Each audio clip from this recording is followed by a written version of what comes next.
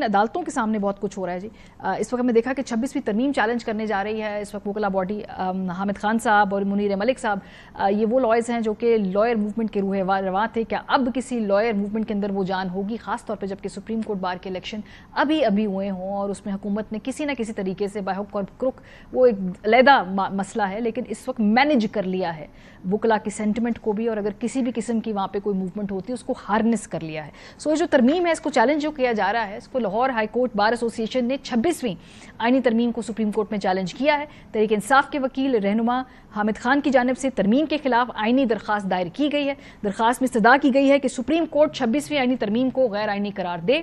आईनी तरमीम के सेक्शंस के तहत इक़दामात को गैर आईनी करार दिया जाए। आईनी दरखास्त में विफाक, जुडिशल कमीशन, कौमी असम्बली, सेनेट, स्पीकर कौमी असम्बली और सेक्रेटरी सदर ममलिकत को फरीक बनाया गया है।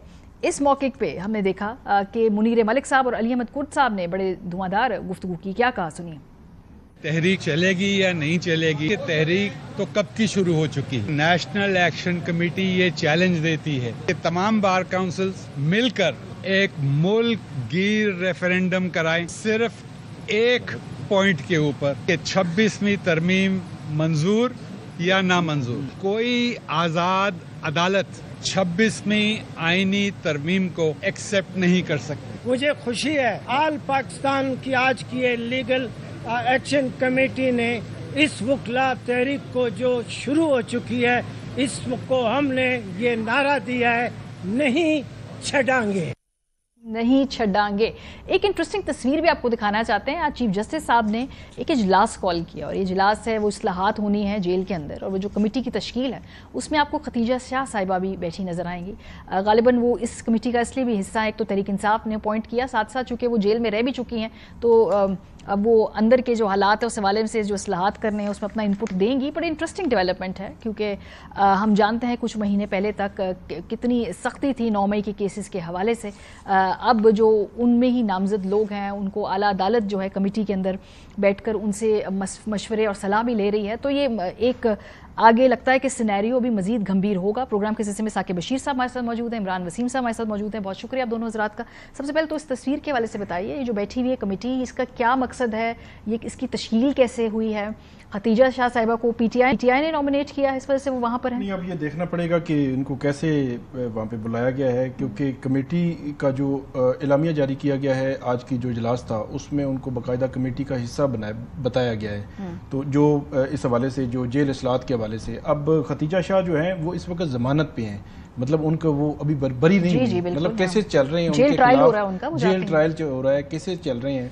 तो उस हवाले से उनकी जो इस मीटिंग में मौजूदगी और उसके बाद जेल इस्लाहत पे उनको कमेटी में रखना ये बहुत आम है। ये तो इसका एक पॉलिटिकल एंगल है। दूसरी एंगल, ह्यूमन एंगल या जेल इस्लाहत के हवाले से अगर देखा जाए तो मेरा ख्याल है बिल्कुल उनको इस किस्म की कमेटी, इसी किस्म का कोई बंदा कमेटी में होगा तो ज़्यादा बेहतर राय दे सकेगा कि जो 8-9 माह जिसमें गुजारे हैं, फीमेल भी हैं, फीमेल ख़वातीन के साथ किस तरह का सलूक जो है व्यवहार रखा जाता है, वहाँ पे कौन कौन सी सहूलियात की ज़रूरत है और कौन कौन सी चीज़ें हैं जिनको ख़त्म करने की ज़रूरत है, तो वो बेहतर वही बता सकता है जिसने खुद 9 माह वहाँ पे गुजारे हों। ऐसा बंदा जो बाहर हो वो जो राय देगा और जो जेल काट चुका है उनकी राय में बहुत फ़र्क होगा। तो ये एक ह्यूमन एंगल जो है कि जेल अगर इस्लाहत आपने करनी है तो उन्हीं से पूछें जिन्होंने जेल काटी है, वो बेहतर जो है इस वाले से बता सकते हैं। लेकिन इनकी जो मौजूदगी है बहुत अहमियत की अमल है 9 मई के केसेस में, क्योंकि 9 मई के केसेस अभी भी जो है चल रहे हैं। हम सब चौंके तस्वीर देखिए। इमरान वसीम साहब, आपके नज़दीक भी इस तस्वीर में, इस कमेटी के अंदर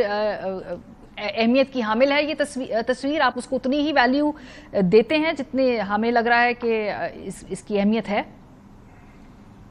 देखें मारिया, आप जिस एंगल से इस तस्वीर को लेके और जो जेलों की रिफॉर्म के हवाले से ये जो इजलास था आप इसको देख रहे हैं, और जो बात साकिब बशीर साहब ने की है मैं उनकी बात के साथ भी पार्शली एग्री करूंगा कि जिसने जेल काटी है वो ज्यादा बेहतर इनपुट दे सकता है कि अगर वहां पे जो फेस करने वाले हैं उनको खवातीन हैं या मर्द हैं, उनको जिन मसाइल का सामना करना पड़ता है वो ज्यादा बेहतर बता सकता है कि उसने क्या हालात वहां पे फेस किए।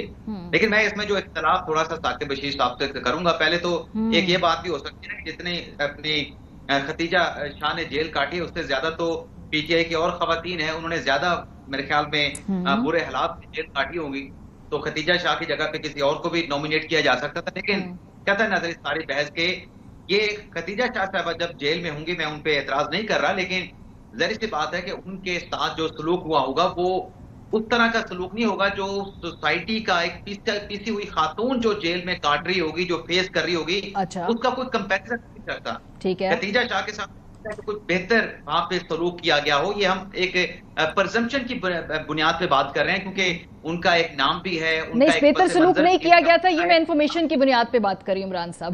بالکل بہتر سلوک نہیں کیا گیا تھا، but I got your point.